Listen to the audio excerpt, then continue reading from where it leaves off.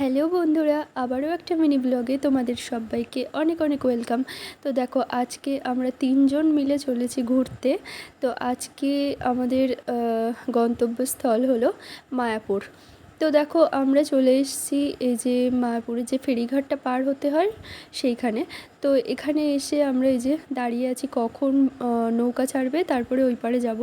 তো ওই পারে দেখো আমরা চলে এসেছি, এবং এসে প্রথমে এই যে ছোট ছোট বাইরের যে মন্দিরগুলো ছিল সেগুলো আগে আমরা ঘুরে ঘুরে দেখছিলাম। তো এখানে দেখো এই যে মন্দিরে ঢুকলাম, তারপরে এখানে এসে এই যে সমাধিস্থলগুলো আছে সেগুলো বেশ একটু ঘুরে দেখছিলাম।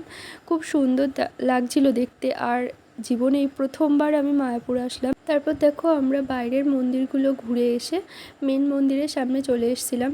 আর এটা এখনও ইনকমপ্লিট, এটা এখনও করতে অনেক দিন টাইম লাগবে।